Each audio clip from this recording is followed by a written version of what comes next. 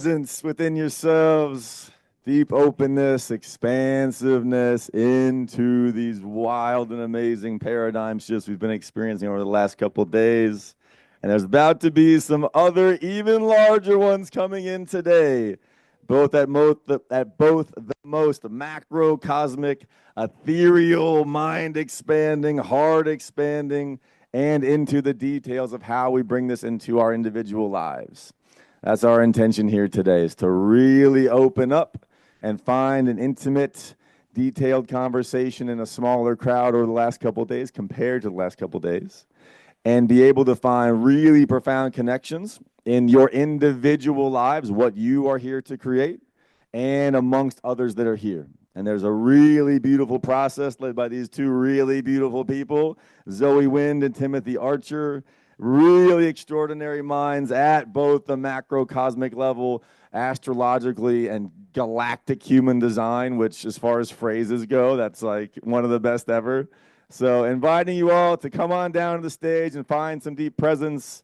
And if you hear my voice, invite you to say, shh, shh, shh, shh, shh, shh, shh, shh, shh, shh. I know it's hard to conclude these epic conversations and connections, but shh, shh, shh, shh. Please come on down to the stage, everybody. We'd love to have a moment of presence, have a moment of coherence, and the most crystal clear image that has represented my intention for this day and AUREA's intention for this day is that eternal lotus that Samuel Lee walked us through yesterday. And compared to the flower of life, which does appear to have limitation, right? It doesn't have that same infinite nature that he was describing. And my highest excitement, my greatest desire here for today is for each of us to be in our personal coherence, aware of who we are, aware of what we desire, aware of what we're creating, shamelessly, joyfully celebrating that, being in that, and seeing how do each of us fit into co-elevating, expansive relationships, dynamics, structures, systems, relationships with each other. And when we're in our gifts, and we're in connection to each other, we have nothing to fear and everything to celebrate. And that's been, yes. Can we get a yes? Yeah. And that's been the clarion call from AUREA from the very beginning. And I touched on this a little bit throughout, but going back to 2022 when this all started, that was the singular knowing. Before we had a company name, before we even knew it was going to be AUREA, is that we knew that there were these big, horrible things that had happened in COVID and all this drama and all this trauma and all this fear. Are we going into tyranny? Is this going to be like this forever? What the hell do we do with all this within our own inner worlds and within society as a whole? And the clear knowing was no, fuck no. This is the best time ever. This is the most beautiful time ever. We're remembering how powerful we are. We're remembering how much we can impact reality. We're remembering what we can do with this amazing energy that we have, this amazing knowing that we have of our ability to influence reality, to take our truth inside and bring it into our personal experience. And that's heaven. What's the difference, right? I think when we're in these faster realms, and this amazing concept hit me a little while ago, is that we come to Earth in order to learn how to navigate our inner emotional worlds so when we go back to the faster realms, we don't cause nuclear war when we're in a bad mood, right? We're here when manifestation happens a little bit more slowly. It's a little bit denser here. It's a little bit slower to adapt to our thoughts and feelings and emotions and desires. And then when we go back to the other world, we can navigate more cleanly. And we're here to learn how to become more coherent, more clear, more purposeful, more powerful in our own personal lives and be able to navigate through all the wild human challenges that we go through, right? So in those big paradigms, in those big shifts, that's what we're here to invite you into an expansive state of being, into a greater awareness, into a greater joy and wisdom and wonder of what this amazing fucking universe even is and how we can come into coherence with these huge meta changes that are happening. And did Melissa Tittle bring us in some huge meta changes yesterday? I mean, oh my God. Oh my God. So much. And we're going to flow even deeper into similar knowledge and even more today. And is Caleb Beechner here? I saw him earlier. Where is he? So he's on a panel later today. Amazing mind, going with the same mentors and school of thought as Samuel Lee. And Samuel Lee's not here yet, but let's give him a round of applause too. Holy moly, God, that guy has knowledge. I mean, my brain is just, I need more neuroplasticity to catch up to that man because, oh my God. Oh my God. You need more mushrooms for that. And Zoe Wind and Timothy Archer are going to really take us to some amazing places today. And Zoe has a tremendous amount of knowledge on very similar schools of thought to Melissa and different in your own unique and beautiful ways. And Timothy as an incredible systems architect and just detailed mega mind. So why don't y'all come on up to the stage here, give them a big round of applause. If you know them, you love them. If you don't, you're about to get your world rocked by two incredible, incredible people. Come on in. Thank you so much. Give me one more mic too, please. So I got to meet Zoe and Timothy recently. As you might know, Zoe and Timothy were the powerhouse souls behind Regen World and bringing together true world changing, paradigm shifting, massively powerful, compassionate, purpose driven entrepreneurs and leaders and researchers and artists and creators. And those with the heart to step into challenge and make this world better and really tangibly make a difference on profound, multi-dimensional basis. And it's freaking amazing. So much for you two. And when we dropped into some really deep conversations, I got to see how expansive, just focus on you first, Zoe, how expansive Zoe's perspective is astrologically and in many other dimensions. And that beautiful, incredible, like feminine detail and breadth of knowledge and wisdom. And then tapping with Timothy, who also has a lot of that mystical detail and just awe and wonder of what you know, then you were able to bring it into these really detailed systems architected org quantum org charts. And just like, oh my God, okay, we need a last minute pivot here. So over the last week or so, we revamped what today is going to be and brought in these two powerhouses, a couple weeks, I guess now. And it was so clear that this had to happen. So they're going to be guiding us through some really amazing conversations today. We're going to be storing these conversations, interpreting them, structuring them, and then seeing again how we go forward in the most clear, coherent, powerful ways. So as we prepare for this, I invite you to close your eyes for a moment, deep, easy breaths, and go inside your inner vision. And for a moment, just feel how different you feel now than you did on Wednesday night or on Thursday morning. And just allow that shift of energy to be present. What emotion comes forward most when you tap into the difference of how you feel now?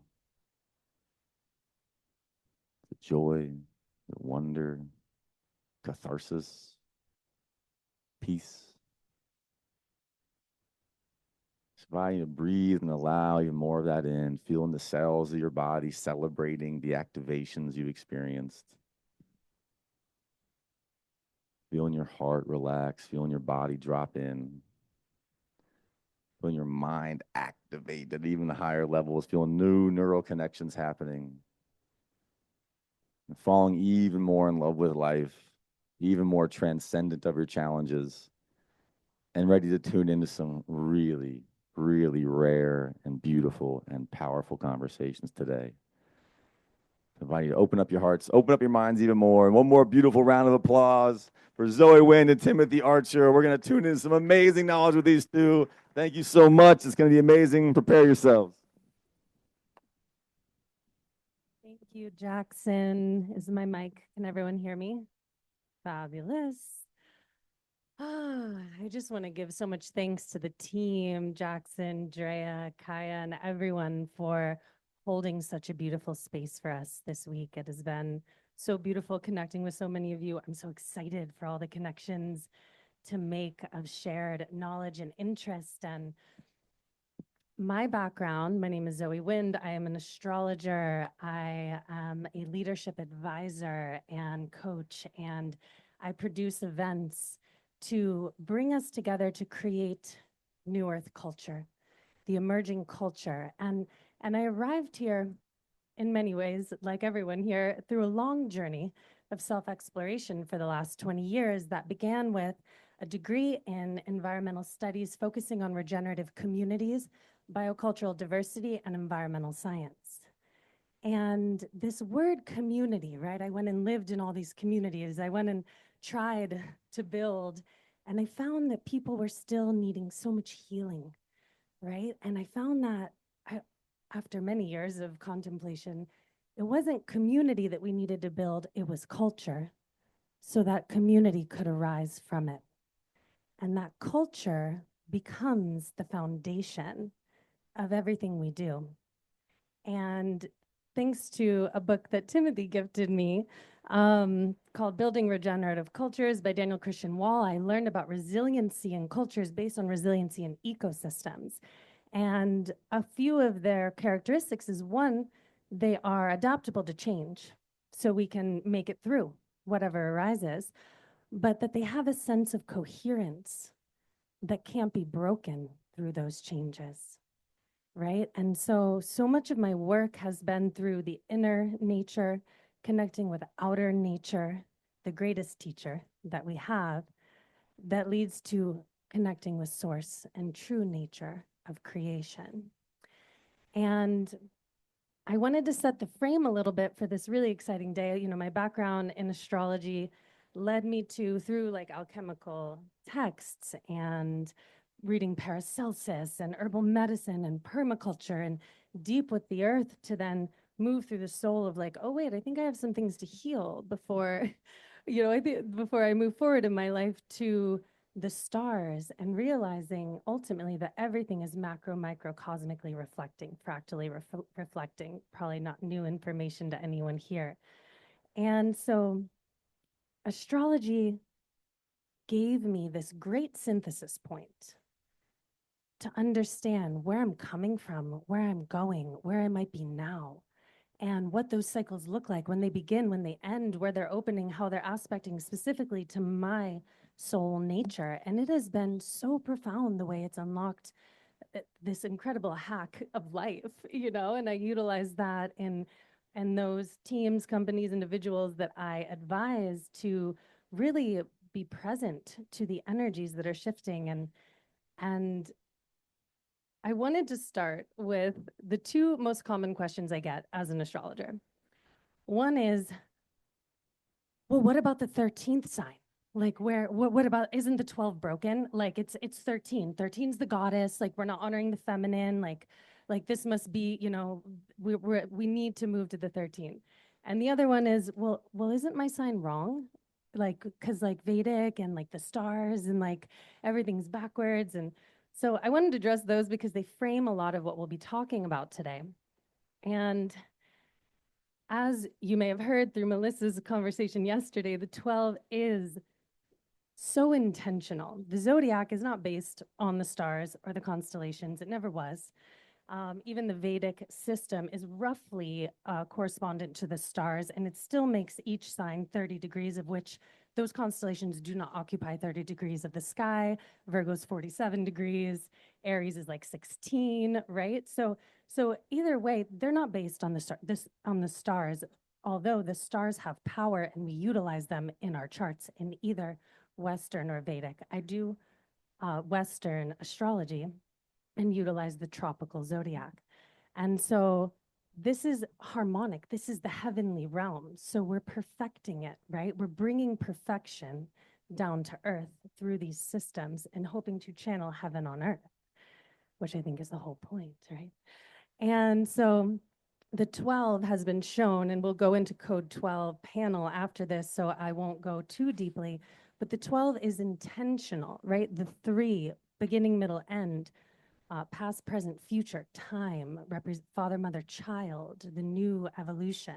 The 3 times the 4, matter, the 4 elements, the 4 directions, and so on and so forth. And this gives us the 12. This is one of my favorite ways to conceptualize it. Space times time equals the universe, right? And we've seen through background radiation photographs from the James Webb telescope that there's an actual dodecahedral structure to the universe patterning, as well as, thanks to Andrew Collins, an incredible researcher, megalithic site studier, that the supermassive black hole at the center of the Milky Way is actually also shaped like a dodecahedron, a 12-faced structure.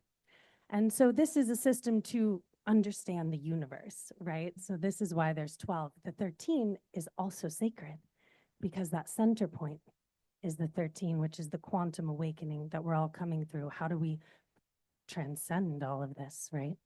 And then the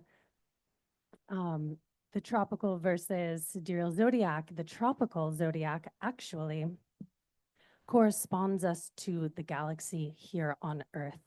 So it actually accounts for the precession of the equinoxes, which who's familiar with the precession of the equinoxes, right? And so this is responsible. This is a very slow 26,000-year wobble in the Earth's axis that traces a big circle and changes our North Star, actually, over 26,000 years. And I also teach the living sky, and I like to show people if we have clear skies tonight and anyone wants to like learn something about the sky, feel free to ask me, because it will change your life.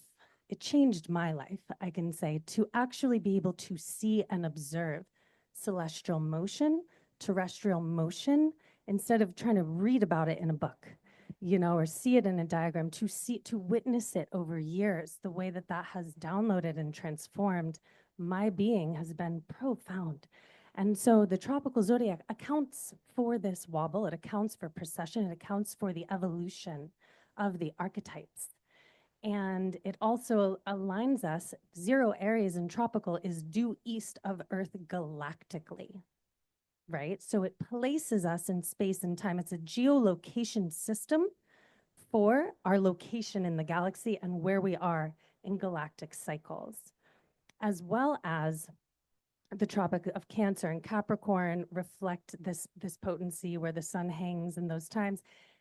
And something that I also study megalithic sites and archaeoastronomy, and I'm out there with my compass. I almost wanted to like share a bunch of measurements today, but I don't have time. I check alignments and what stars that these sacred sites are aligned to, because you can't carbon date stone. This is one of our ways to date these ancient sites and decode the technologies that these sites are, that we're remembering that they are, right? And so the tropical zodiac allows us to see where we are in space and time. And when I was at Chaco Canyon, where there's all of these incredible kivas and they're aligned to the Pleiades and Sirius and just phenomenal, phenomenal artistry, they taught me that just like the Earth has grid lines, electromagnetic lines that most of us are probably aware of, the galaxy has them too, right? They run between certain stars are super connected, right? Certain nebula, certain energy bodies that exist. And if we want to create in this existence, we can perform miracles and bend the laws of space and time. But if we want to do that more effectively and quickly, we can work through and study and decode these laws of space and time. And this actually increases our ability to manifest and shift because the energy lines are flowing there already. So you're using the path of least resistance. And so from the center of the Milky Way galaxy, just like you might see a cross of energy lines, like on the Earth grid, this also beams out from our sun. This also beams out from the center of our Milky Way galaxy. And these are extremely powerful energy lines that activate evolution and affect consciousness.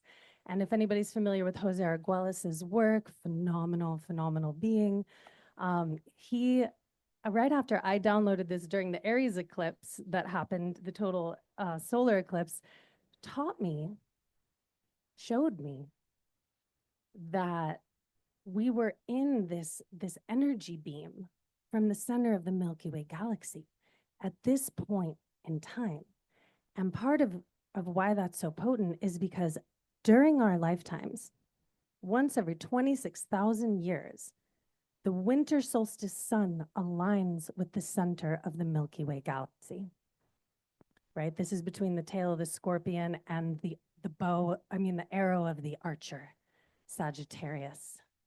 And it is at 27 degrees Sagittarius tropical. And this is super significant, right? Because we've all probably heard about the turning of the ages, that it's the age of Aquarius. It happened yesterday. Know what happened with Pluto. Know what happened with Saturn. Know what happens with Neptune. You know, and from my research of the Yuga cycles, of the golden age, of the turning of the ages from Greece, from the Mayan calendar systems, this is about a 200-year transition period of which the center point I am placing at 1998, when there was the exact astronomical alignment of the sun with galactic center. And so as many of you know, the sun is entering solar maximum.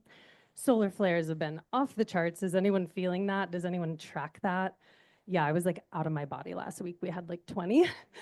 And this, what Jose Arguelles says is there's a supermassive photonic beam coming out from the center of the Milky Way, and our sun's aligning to it on winter solstice, which interestingly, I was shown, connects us to the galactic grid on our solstices and equinoxes. And so the tropical zodiac literally anchors celestial energies in and celestial grids into, thank you, sun, into the earth grid.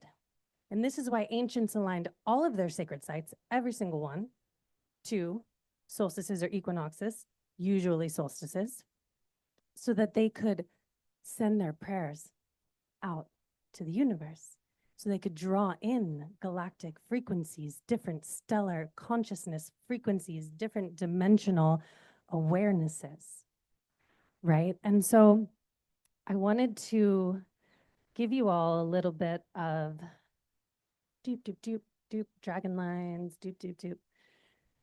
A little bit of framing for a lot of what I think we're going to be talking about today, because ultimately, this is where we're at. We're in the birth of a new age that literally means like what's coming, something's new, where are we coming from, right?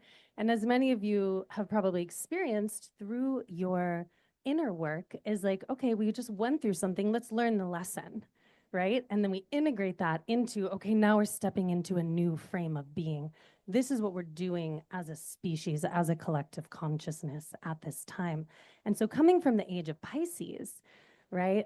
I like to call it the age of Pisces Virgo, because Pisces and Virgo are opposite one another in the wheel. And it is said sometimes that there are not 12 signs, but 6 with 2 sides, right? And so when I'm teaching my students and we're using the ruler and compass and we're drawing the sacred geometries and we're studying the 3, the 6, the 12, we're contemplating something called polarities, right? Which is super significant in this dimension where we live in duality, and duality is our greatest teacher for transcendence into the new thing. And so the age of Pisces, you know, I find that the age that it is dominates and the opposite sign is extracted from, right? So Pisces is religion, spirituality, connection to source, unconditional love. And we saw, you know, religious wars, and we saw, you know, the Christ consciousness and the great avatar of that age, of which every age has a great avatar. And Virgo was extracted, the earth, our sacred service, right? And turning into enslavement and extraction of our work and our ethic and our desire to serve, right? The priestesses, the feminine. And now we're integrating these lessons. So we have, okay, we're getting it, like oneness, Piscean, Christ consciousness, like we're all one. I'm gonna treat you the way I'm gonna treat me. And like, yeah, we are different, right? And we have different experiences, but like universally, you are me and I am you.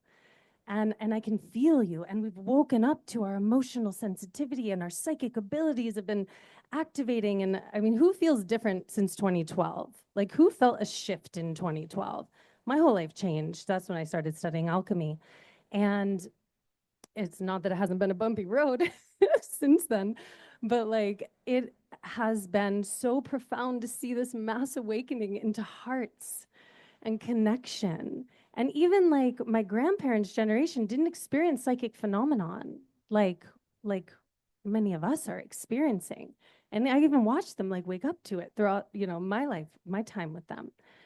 And then Virgo, we're finally reclaiming the power of Virgo, our body, our health, the earth, the respect, the honor, the service. This is my energy. This is my sacred service. I will direct it where I want. I will not subscribe to your slave system and give my sacred work away.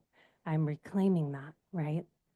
And now we're well into this age of Aquarius, which is space and the galactic and the individuated, fully activated human, right? The Aquarian is the water bearer who climbs to the mountain, takes that individual space to go connect with source, draw down the starlight, higher wisdom into the vase and carry it and pour it in the cups of the people, the humanitarian, the visionary. Go to the mountain, receive our visions and bring them to the people, right?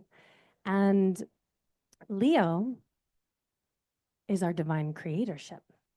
It is, I am divine child and I get to shine and I get to create and I want to play and I want to be seen and I want to have fun and I want to take risks and I want to lead and I want to be brave and courageous. Well, Aquarius is also technology. And it is the elite, it is high level networks, it is AI, it is off world travel and becoming galactic species, becoming galactically aware. But its shadow is technocracy. Its shadow is elitism and exclusivism. Its shadow is dehumanization, losing touch with that Leo, primal, animal, creator within us. And so I am working on my book for the ultimate guide to the age of Aquarius and how do we just like master this age, because not only are we in a 2,000-year cycle shift, but we are in basically the quantum leap to the next dimensional experience. And this is indicative through the Mayan calendar literally ending, right, at this time. It doesn't just start a new age. We're not just in the turning of a new age. It's like if you've ever studied the Kabbalah and the tree of life, you get to the top and you're not done. There's another tree and you climb it through a higher dimension. And so, sure, maybe we're just coming out of the Kali Yuga, maybe we're just entering a Bronze Age, or maybe we're entering that quantum leap point where we jump to a whole new experience of reality. And so I'm like, how do we nail Aquarius? Like, how do we like really, really do this well? And like, so, number one, we want to watch the technology that's being created. We want to have conversations about it. Aquarius is an air sign, it's intellectual. So the gatherings I've been creating are like, let's connect through the mind. Let's have intentional conversations. Let's like really bring our unique genius, Aquarius, to the community and speak and not just let these powers just make all these decisions, because if we do, we will probably end up with chips, with transhumanism, with giving our power away to AI, making them gods, and forgetting that we are actually here to awaken into our true God self with access to all knowledge, information, and time, space through every single proton in our body connected to all of space and time, which Adam Apollo will be able to share with you in more physics terms later. And to make sure that our Leo isn't extracted. Like our creatorship is, you can see the patterns, it's already extracted. How many people create content for social media here? How many of you are paid for it through the social media platforms? There we go, one. Yeah. So like we're already seeing these signs of where our creatorship is being extracted by the technocracy, and we don't have the power over that. And we have incredible beings like Polly, who'll be on our panel in a minute, who are working to return sovereignty to our creatorship.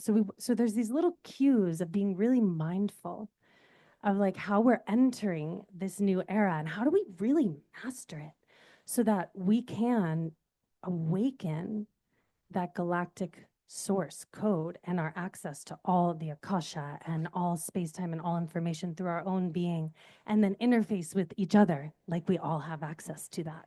And listen and bring our different rays of the beautiful prismatic crystal that is at the center, that we are all an individual ray of. And it's this time of honoring our unique individuation with that higher consciousness of oneness.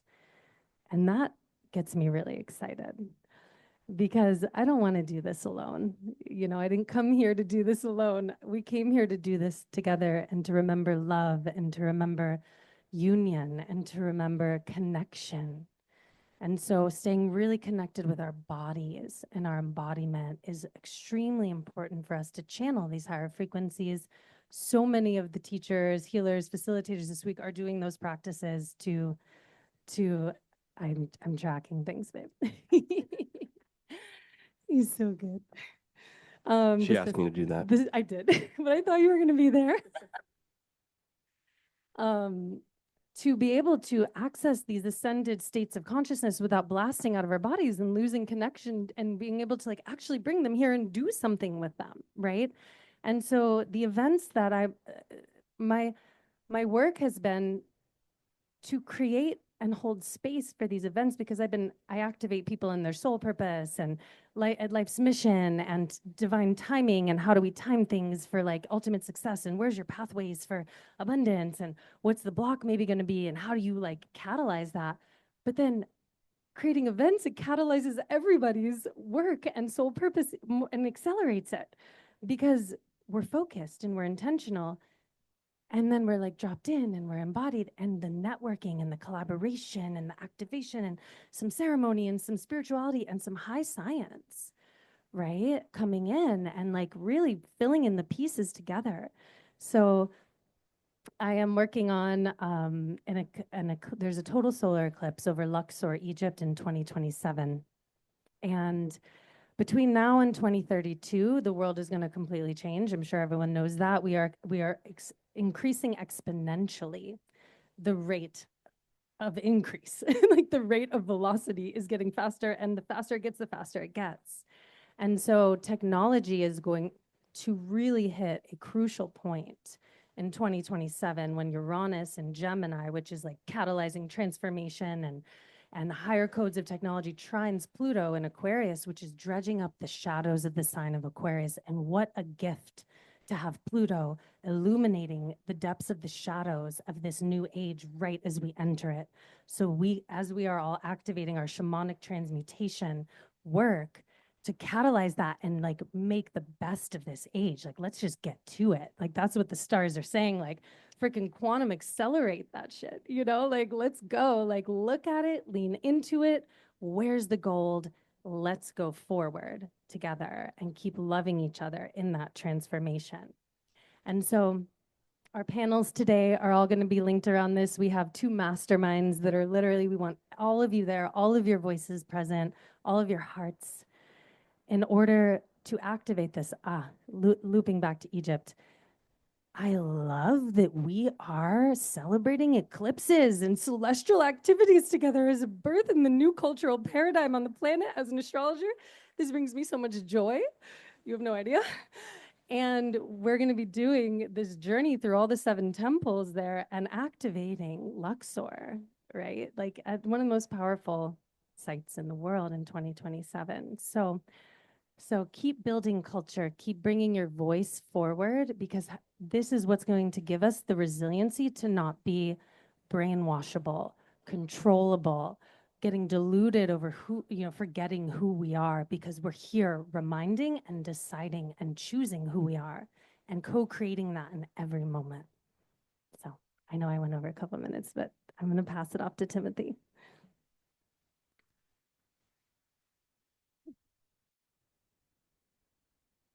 Thank you, Zoe. That was awesome. All right, I'm Timothy Archer. I'm an entrepreneur, a consultant, an advisor, and I help people with collaborative intelligence and collaborative dynamics, which is how well do we actually work together to make things happen? And collaborative intelligence is how well do we think and speak, but more importantly, how effective are our actions? How intelligent are our actions? That's what really matters when it comes down to it, because we can think we're smart, but if we don't do smart things, it doesn't matter. So I have a background in decision science and entrepreneurship. And as an entrepreneur and a scientific thinker, I was a skeptic for a long time about many things, but I was always interested in the mechanics of how things worked. So that guiding principle of wanting to understand did lead me to study astrology, alchemy, esoterics, all kinds of things throughout my younger years. And as time went on, I realized that the inner work was often the limiting factor on whether a team or a project succeeded, because everything is about what's the positive impact we make on the world. And generally that's actually dictated within our teams, within our individual lives, on us, on who we're being, how it is to be ourselves inside, then determines what happens on the outside. So that work became a guiding principle, and one whole half of my life is the inner work, and astrology became a big part of that practice. So, and I guess I got to explain why, and it's really because it works, but it's understanding why it works is something that I think often um, helps guide people to be able to integrate the wisdom and the value that it provides. And the way that I see it is actually like, maybe close your eyes for a minute and just see the atomic model. I think most people are familiar with this, where you have, the center of the atom, you have the protons and the neutrons, and then you have these electrons orbiting around it. And these electrons aren't like specifically in a place, it's more that we have a probability that they're in that place. But if you apply that and you look at our star and the planets around it, mass is actually just the probability that there's energy in a specific place. So the planets are the electrons orbiting around the star. And you see this symmetry mirrored in sacred geometry, you see it in the atomic model, you see it in the solar system and the galaxy, you see these forces at work. So understanding these forces at work is what allows us to understand how our reality works at the level of quantum physics and at the level of metaphysics. So when we're born, there's the geometry of those particular imprints, the gravitational force, the strong force, electromagnetism, that are always present. Our bodies have electromagnetic toroidal fields, so does the sun, so does the moon, so does our planet, and they're all interacting. So it's the interactions in that specific geometry that is why astrology works, why it matters. And when we're thinking about that geometry, we're looking at the specific configuration as an imprint of codes, of relationships between the heavenly bodies, the celestial bodies, and then how that affects who we are, which is just so incredibly unique for everybody based on the particular place that you're born. So let's think about that, and then let's add human design. Who here is familiar with human design at all? Raise your hands. Okay, awesome, great. So we have some folks here who are mostly going to get it. So when you have the astrological mandala of the 12 signs, you also have that same wheel of the entire year of the Earth's orbit around the sun, and you have 64 keys. So there's 5.7 keys or gates or hexagrams of the I Ching that fit within the 12 signs. So it's like 5.7 gates per sign. So some of the gates cross over between multiple signs. But that mathematics is really important to think about, because that is a spectrum, a wheel of frequency. And then those specific frequencies and the planetary positions in those frequencies goes into your field. And it's literally an energy that's channeling through you when you're born. And that's formed out of the fundamental forces, actually, because the yin and yang, the transmission state of the masculine and the reception state of the feminine, those are the two lines, the open and the closed line of the I Ching. And then from the vector equilibrium, which is formed by 6 different axes, that's actually a configuration of the 6 different lines of the I Ching. It's a sacred geometry. And all of the Platonic forms, we're going to talk about that in the panel that's coming up, all of those can actually be derived from the vector equilibrium and the specific configuration of a transmission state or a reception state. It's actually quantum mechanics. So the new era. Here's the human design interpretation, and it's pretty freaking cool. So I wanted to share about that today, because it's so critical to what's happening right now. Because in 2027, we are going into a new 411-year cycle of the sun's human design. So the sun has a chakra in human design. It's the G center, which you might know about. I call it the soul center.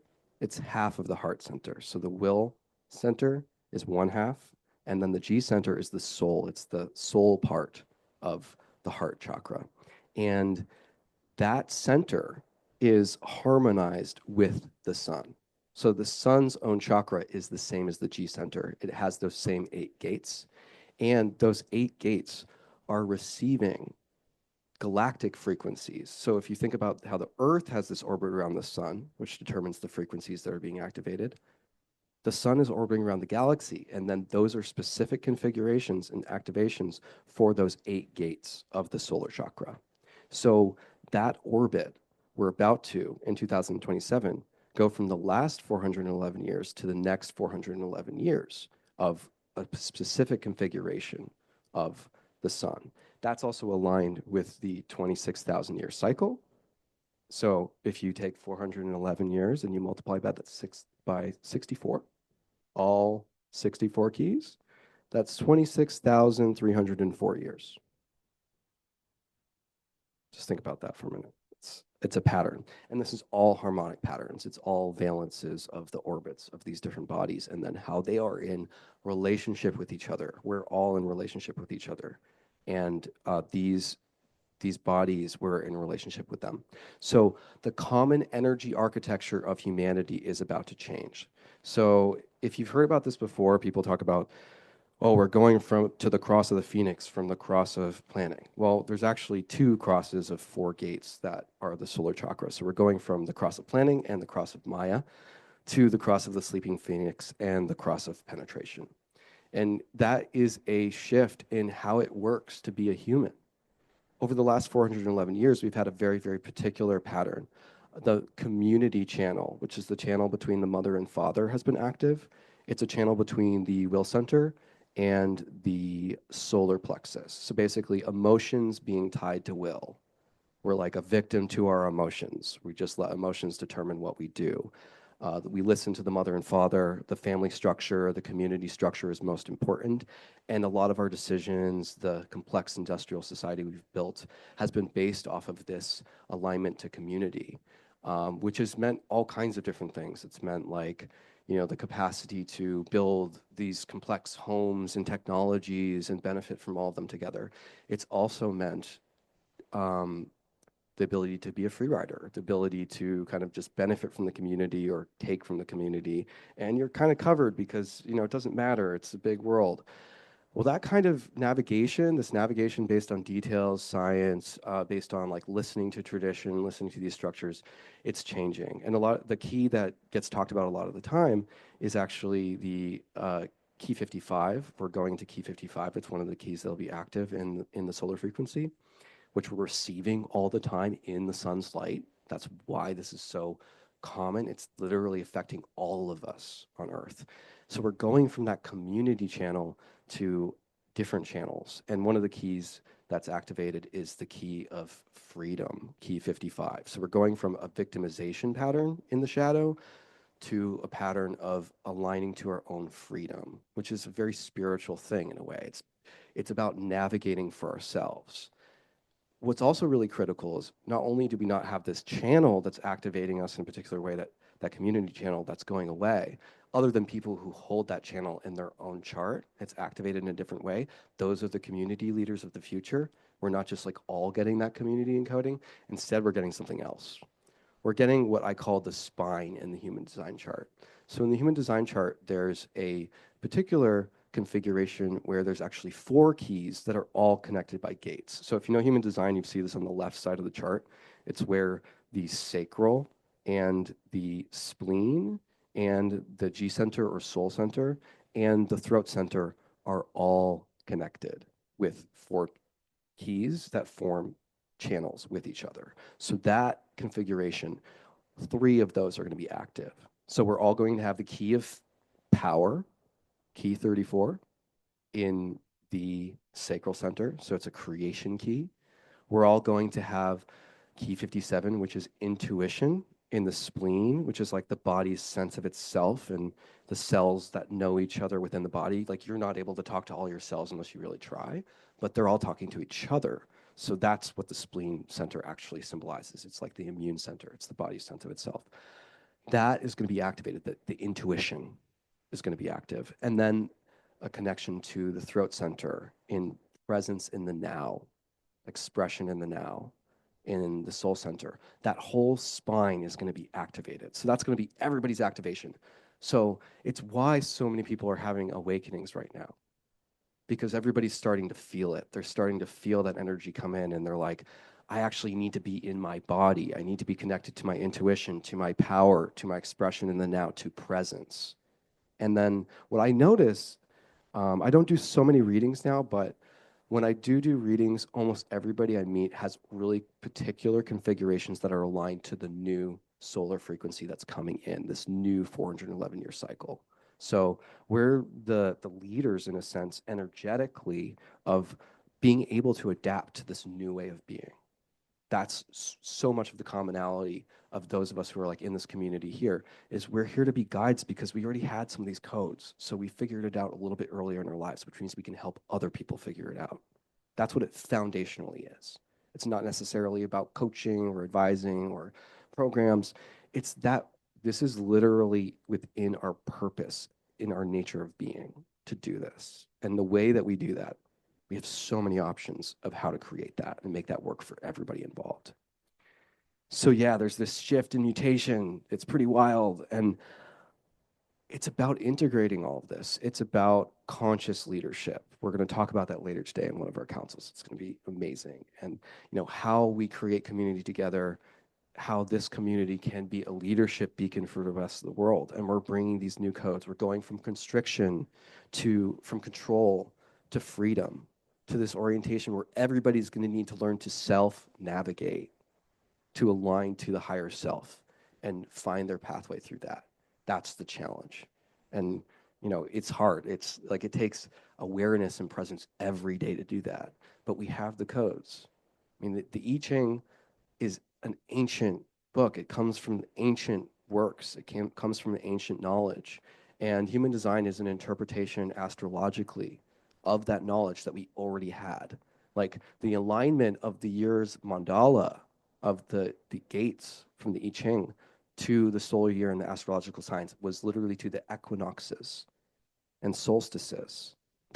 It's in an ancient Chinese book. That's where that alignment came from. So it's ancient astrology that we're rediscovering now and interpreting in ever more complex and scientific ways. So it's time for outsiders to be the leaders. It's time for outsider perspectives. It's time for integration of what we've forgotten. It's time to remember the future. That's what we're doing here together. And, that common ground means that, we can provide guidance. And then how well we collaborate together, how collaboratively intelligent we are, how well our dynamics work together, then shows what's actually possible for humanity as a whole. So today is dedicated to collaboration and bringing people together around our shared purpose. Why we would take 4 days out of our life to spend time with this group of people is because we're actually a team. We're working together. Yeah. Yes.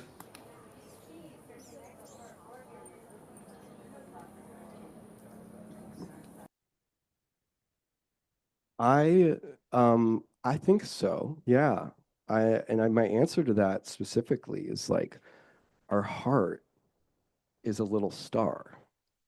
I mean, if you ever really study like the heart math, if you go into how incredible it is that we have this electromagnetic field in our body that's like a little star where there's this pulse, because something that is important to note, like in human design, is like you have these two different parts to the heart center in the human design chart, which is like the soul center and the will center. So there's like this will part, which is like, I'm me, I'm a person, I'm alive. It's this pulse of life. It's the 51st key, which is thunder over thunder in the I Ching. So it's shock. It's literally electricity. And then it connects in the soul to the key of innocence and unconditional love.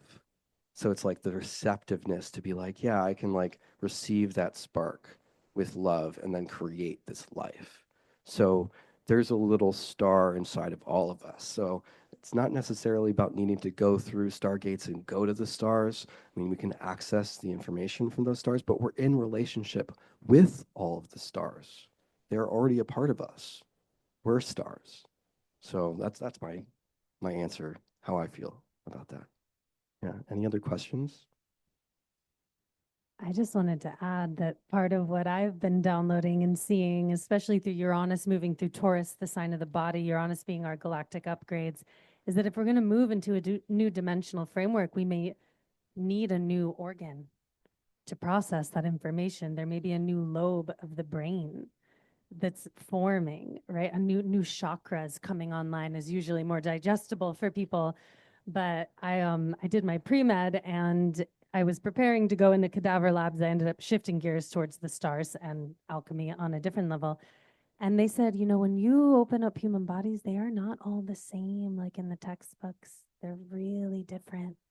Things are in different places. Maybe not like totally, you know, like your heart and your foot, but like they're not exactly. So anyways, I think that that might be a sign of the transmutation too. Yeah, I mean it's all actually sacred geometry and mathematics, which the Chinese energy medicine actually understands that, and that's why there's so many things that are already known. You know, the 12 exotonal lines of the body, meridians are, you know, all based on these mathematical forms, and that's why this panel that's coming up is going to be so exciting.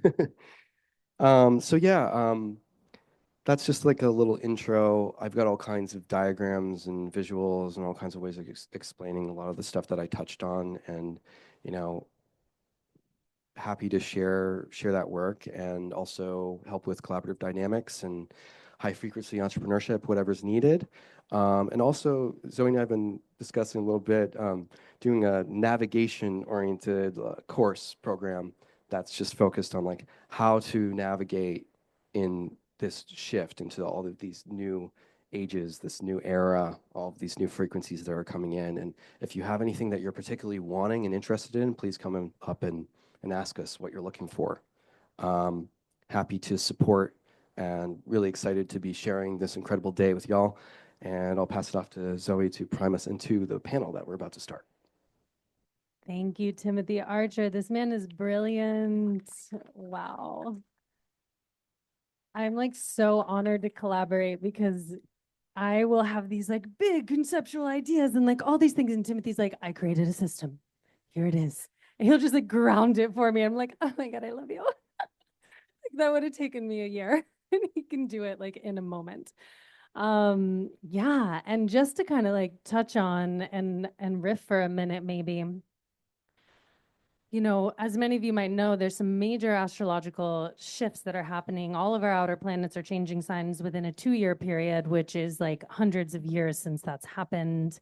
And so I think we've all been talking about Pluto and Aquarius, and I touched on that a bit. But this year, just to emphasize what Timothy's saying, Neptune, which has spent the last 14 years in Pisces, and it's the ruler of Pisces, clearing the karma of the Piscean age, cleansing it, purifying it, dissolving, rising us up into higher like source knowledge and connection, just entered Aries earlier this month. And so at the end of March, excuse me, we're in April, right? And this is like Aries is the first sign of the zodiac. It is the sovereign born new child who is here, like the fire, the spark of life that is like hungry to create and say yes to life and become who it is, and to know who am I as a path to God, right? Not as selfishness or narcissism, but as literally like who am I? Like my process of finding out who I am is teaching me about source. It's a direct journey into source. And then the opposite sign of Libra, which is that collaboration. And Saturn, because how can we collaborate if we don't know who we are? You know, how can we show up to a team if we're all like, I don't know who I am. I'm just gonna do what everyone else is doing, you know? So this is like leadership activation that is soft, that is compassionate, that is aware that we are all one and still stands in that. And then Saturn at the end of this month is going to go into Aries. And they're going to conjunct almost exact over the summer and exactly in 2026. And I've been saying this is the dissolving Neptune of Saturn, government, institutions, structures, the rigidity that isn't working so that Aries, the new child, can be born. And what happened as soon as the new administration came in, according to my predictions, they dissolved a bunch of governmental institutions.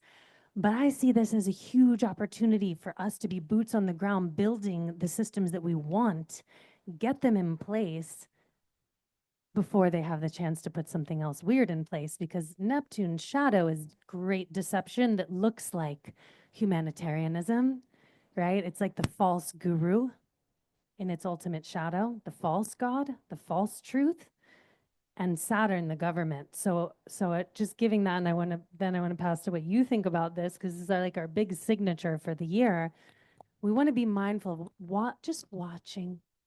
Just watch what's happening. Know that there's more, because Neptune is misty and you don't see it clearly at first. So just being really mindful.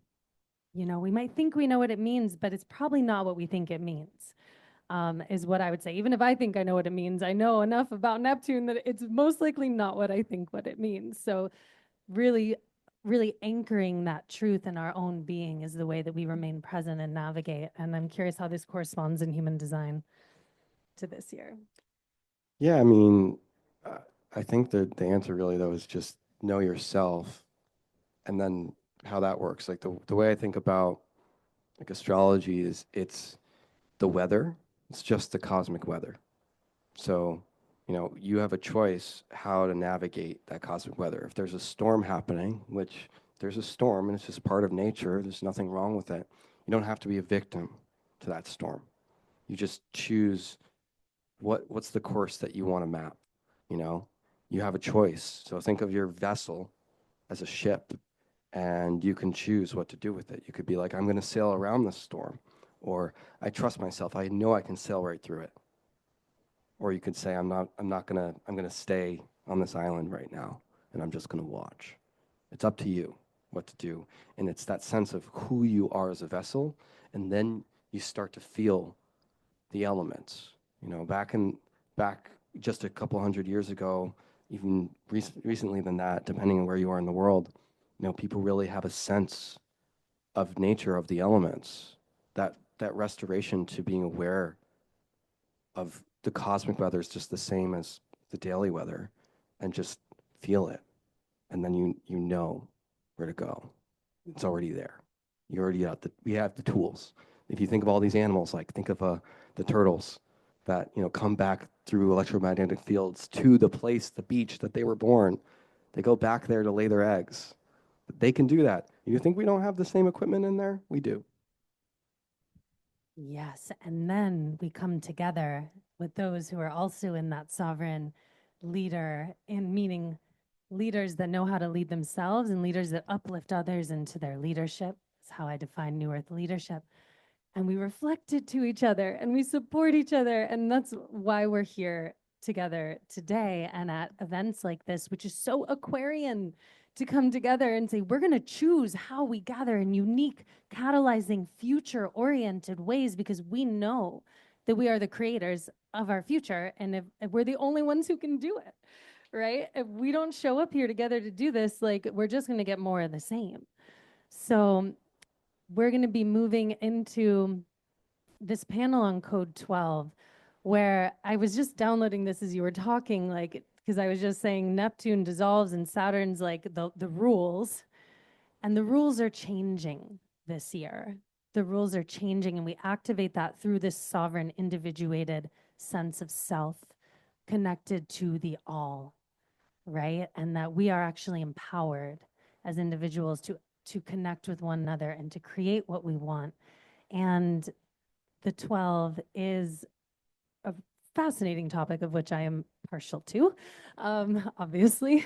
And we have an incredible panel of beings that are going to help us decode why the 12 is so powerful. Some say that Atlantis fell because it was based and built on a code 10 instead of a base 12 number system.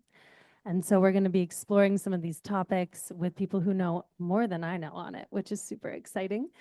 And do you want any closing thoughts? Any other? All good. Just excited for the panel. Amazing. All right. Thank you guys. We look forward to this day with you.